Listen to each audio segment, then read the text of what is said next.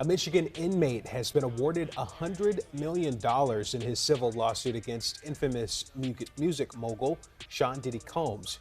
The judgment was issued to 51-year-old Derrick Cardello-Smith yesterday. He accuses Diddy of assaulting him.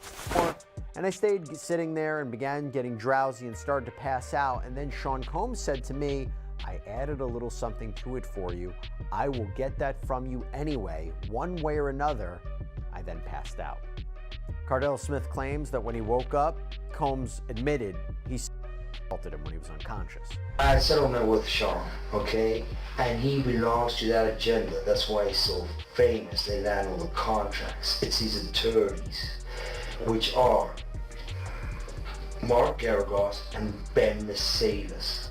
Yo, there's so much dirt coming out about Diddy that it's hard to keep up with all the evil stuff this man's done over the years. So in case you missed this particular story about the man who won a $100 million judgment over Diddy, his name is Derrick Cardello-Smith, and he accused Diddy of graping him back in the 90s. Cardello-Smith hit Diddy with a lawsuit in Michigan, and since Diddy failed to show up for the virtual hearing, the judge granted Cardello-Smith's motion for default judgment. But we're now hearing that Diddy won't actually have to pay $100 million to Cardello-Smith after all, because Diddy's attorney was able to convince the judge to set aside the judgment, arguing that Cardello-Smith failed to prove he effectively served Diddy with the lawsuit following Michigan law. But the money is beside the point. What we need to talk about is that Cardello-Smith exposed in his lawsuit the method Diddy used to grape victims at his parties. And he also claimed that Diddy paid off multiple police officers to cover up his crimes. This whole situation is straight up wild, and from the looks of it, this is just the tip of the iceberg, and it's got us all questioning what's really going on behind the scenes. Because if you remember a few months back, there was another inmate who made headlines after a video of his interrogation surfaced where he talked about working as an ex-slave for Diddy and taking part in freak-offs with Cassie and other rappers like Rick Ross and DJ Khaled. But this man took it a step further and also claimed that Diddy is part of something called the Boule, or Black Illuminati. And he said these rich celebs do all sorts of depraved and sick things with animals and young people. It's as bad as it sounds, y'all, so let me break it all down for you. Diddy and Ross, which they good buddies, okay? They're gay. Who? Both. Diddy and Ross. And Khaled. Okay? They do satanic ritual, which is basically CIA mind programming techniques to their own family, kids, etc. in the group. And they bond that way, okay? So they do sexual, they do animals, blood sacrifices, and everything in the Bohemian Grove. Okay, let's first talk about Derrick Cardello-Smith and how he managed to file a massive lawsuit against Diddy from prison, prompting Diddy to actually visit him and offer him hush money shortly before his arrest. So back in August, Cardello-Smith pulled a major power move and actually stopped Diddy from selling off any of his mansions or big real estate assets. A judge ruled in Cardello-Smith's favor, freezing Diddy's properties and completely blocking his team from making any real estate plays. But here's where it gets even crazier. Before all this went down, Diddy and his legal team apparently showed up at Cardello-Smith's prison and offered him $2.3 million to settle everything quietly. Now, why was Diddy so desperate to pay him off? Well, according to Cardello-Smith's lawsuit, it's because Diddy allegedly spiked his drink and graped him at one of his parties back in 1997. The purpose of it is based on two actions taken by Mr. Combs himself, directly with me here. We did a live one-on-one visit in our prison visiting room. There's two meetings within the past 2 weeks with Mr. Combs on one meeting, and then a financial advisor on the other meeting on Mr. Combs' behalf. And he stated that he would make me an offer to end the case and what happened to me because of other things that he stated he has going on in his life that require his money right now, and he wants to sell everything off.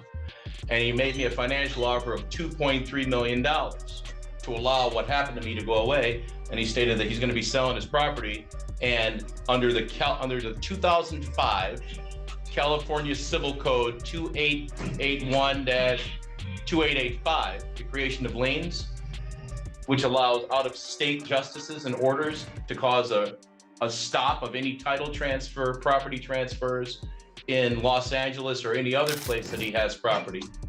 He stated that he wouldn't be able to proceed with that sale. And he did it the day after I served him the suit. And he also said that he won't be filing an answer to the complaint. He said, you can find me in default or whatever. He has a better chance with default than he would with having a restraining order stop. And I said, so you want to hide you want to hide your money and stop from being quite possibly paid to me if I'm given the benefit of a judgment in my favor for what you've done to me. And he pretty much said, yeah, he goes, you know how we get down. The fact that Cardello-Smith managed to freeze Diddy's assets and force his hand, and it's clear this isn't some small-time lawsuit, is blowing up in a way that's got everyone wondering what else Diddy's been trying to keep buried. Because if he's willing to drop millions just to shut this one guy up, what other skeletons is Diddy hiding in his own closet? So anyway, Cardello-Smith refused Diddy's hush money offer, and instead, he went straight to a Michigan judge and requested a restraining order to stop Diddy from selling off any of his properties that were supposed to be used for their settlement. And guess what? The judge actually granted it.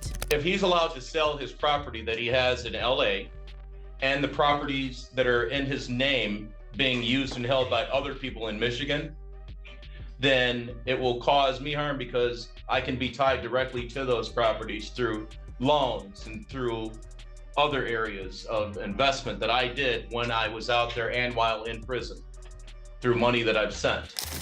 And if he's allowed to go through with any of the sales, I won't be able to recoup any of my monies or anything from him as a result of any possible judgment in this action, if he's allowed to proceed with it. And an injunction or a restraining order would help ensure that he's not manipulating and selling the property to avoid his responsibility in these matters here. That's what a temporary restraining order would do. It would prevent that from happening. Because it's a very serious matter. It involves a lot of money. And him selling this would help him avoid his liability for these actions done upon me. But Cardello-Smith wasn't done with just the restraining order. He took it a step further, and without using any legal representation, he pushed for a default judgment against Diddy, claiming that Diddy ignored the legal summons, and the judge agreed with him. Apparently, Diddy didn't bother showing up to the virtual hearing on September 9th, and that's why the judge hit him with a default judgment. This means that the court ruled in Cardello-Smith's favor by default, putting Diddy on the hook for a cool $100 million. Now, the story recently took another turn, and Diddy's lawyers managed to find a legal loophole and convince the judge to set the judgment aside.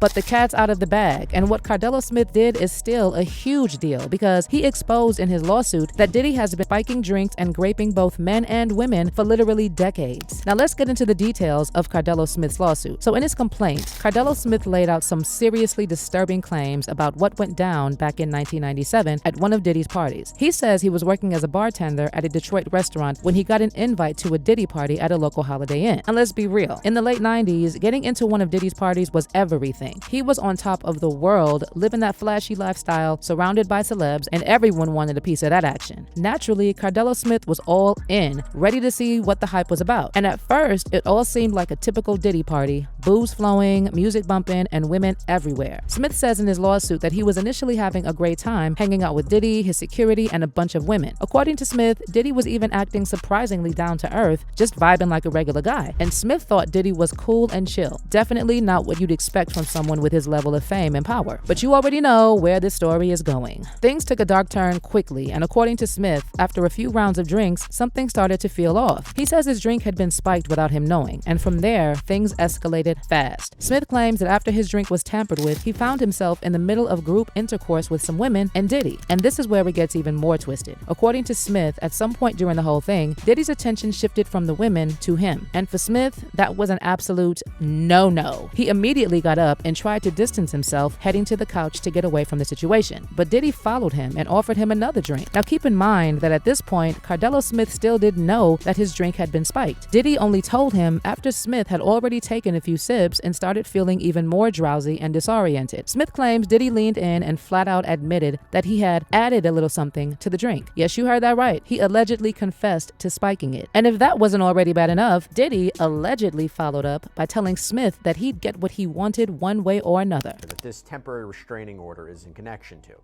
Now, Cardello-Smith claims that in 1997, he was a bartender at a restaurant in Detroit. He says he was invited to a gathering at the Holiday Inn where Combs would be partying. The complaint reads, quote, plaintiff was excited to attend this gathering and did so because this was Sean Puff Daddy Combs, Bad Boys. Plaintiff had participated in and consumed alcohol with Mr. Combs and the ladies and other security. Puffy was shockingly cool and someone who seemed like a really decent, normal guy. Cardello-Smith goes on to allege that he participated in groups with several women and Combs, but said that when Combs showed an interest in him, he immediately got up and sat on a couch. By the way, a little side note here, these allegations are very similar to what has been alleged in several lawsuits that have been filed against Sean Combs since November of 2023. Recall, he's facing allegations of and so forth.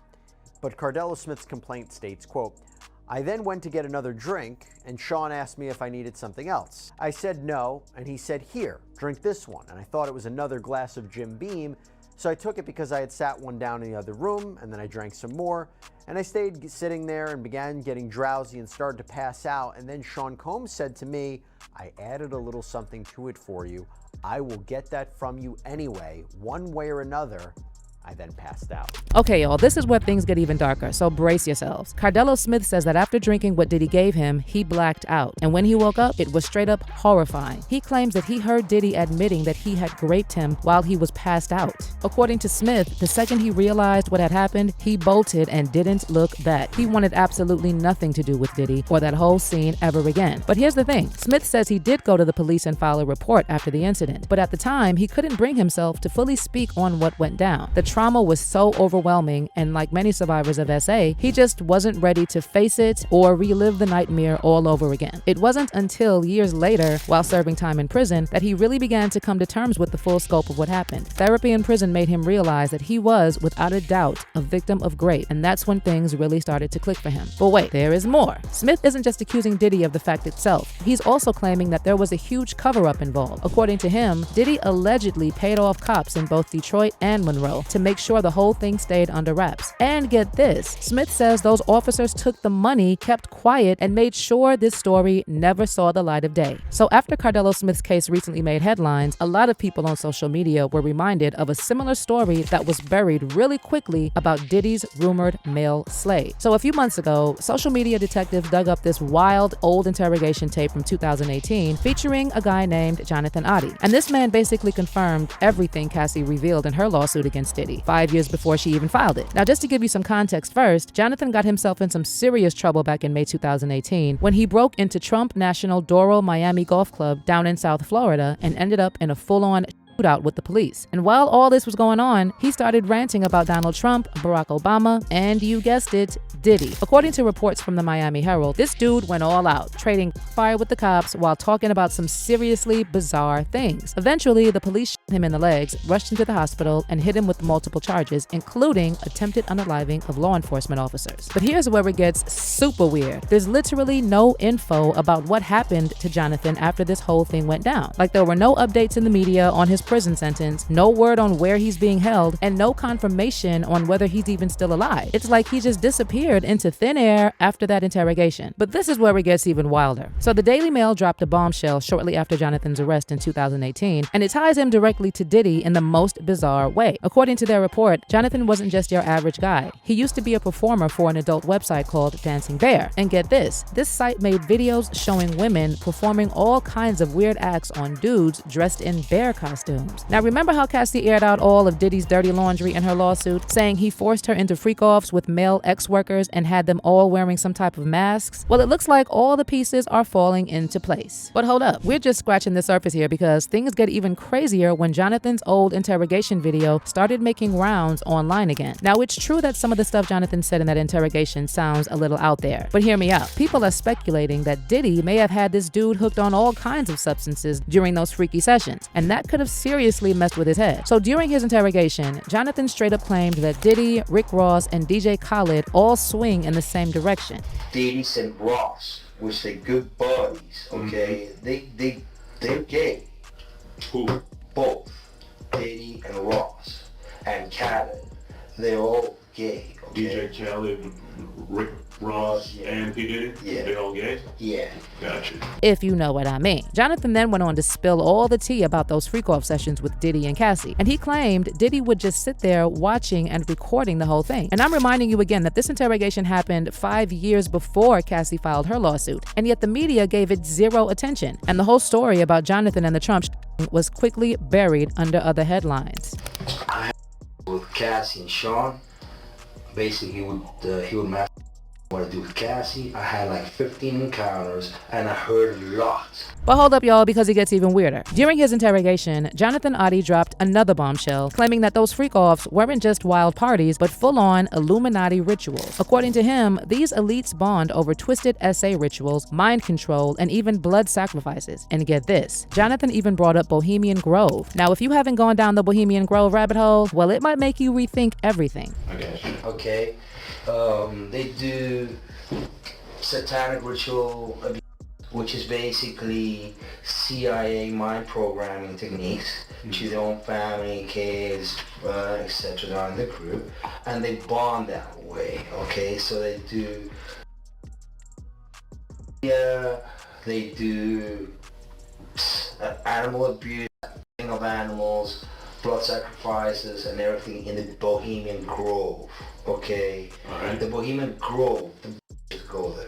Oh, and speaking of Bohemian Grove, y'all remember that time Jim Carrey popped up on Jimmy Kimmel Live and started talking about the Illuminati? He went on this wild rant, and at first, everyone thought he was just being his usual goofy self. But then, Jim made these references to Bohemian Grove, and honestly, it did not seem like he was joking. For years now, talk show hosts, people on television, people in sitcoms have been hired by the government to throw you off the track, to distract you, to make you laugh and stuff like that, make you happy and docile so you don't know what's really going on.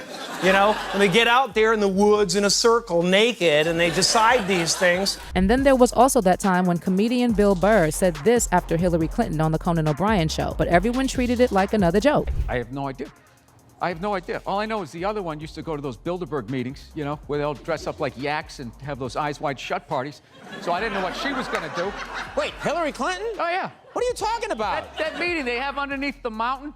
What are you talking? I brought you out here to bring perspective and knowledge at a painful time, and this is madness. I don't what do you have mean any... she dresses like what a do you yak want me and to meets say? under a mountain? What do you want me to say? Like this whole thing, the whole thing, none of it made sense. Now let's circle back to Jonathan Oddie. When the cops grilled him about how he knew all this wild stuff about Illuminati rituals, he said he heard it from Diddy's phone calls and claimed that Diddy was involved in something called the Boule, or the Black Illuminati. And get this, Jonathan also mentioned how Diddy is connected with some major players in politics through his legal team, Mark Garagos and Ben Misalis. Okay, how do I know this? Yeah, that's what I want to know. How do you know this? Do you know Sean Combs? Puff Daddy? Yeah. P. Diddy, whatever you call himself Yeah. these days. Yeah, go ahead. Yeah, he's part of what's called the Boule. The Boule is a branch of the Illuminati. Okay. It's the black people. Okay. I'm from Africa, so I'm not a racist. I had settlement with Sean, okay? And he belongs to that agenda. That's why he's so famous. They land all the contracts. Oh, and get this, Mark Garagos and Ben Misalis also used to work for Michael Jackson at one point. And during his interrogation, Jonathan Oddie claimed that these two were somehow wrapped up in the plot to take out MJ for his catalog. Okay. The Misalis family. Ben Misalis, that works with Mark Garagos. Mark Garagos used to be Michael Jackson's attorney. Yeah, out in Los Angeles. Yeah. Yeah. He had he drugged Michael and they OD'd him, okay? He didn't overdose. They OD'd him because they keep the royalties of the music. Michael alone made $860 million alone last year, okay, in 2017, which who keeps that royalty? The music companies. Who represents the media and entertainment in the United States? Most of them, Misalis does. Kenny Misalis, which is Groomer Misalis Shire out of New York. I told y'all this rabbit hole is insane. And who knows what else will come out about Diddy by the time his trial kicks off. In the meantime, let me know how you feel about the Derrick Cardello-Smith and Jonathan Oddie cases and all this wild stuff they exposed about Diddy. Do you think this proves Diddy was protected by some major power players this whole time? And will those same power players even let Diddy survive the trial? Leave your thoughts in the comments and don't miss out on this next video.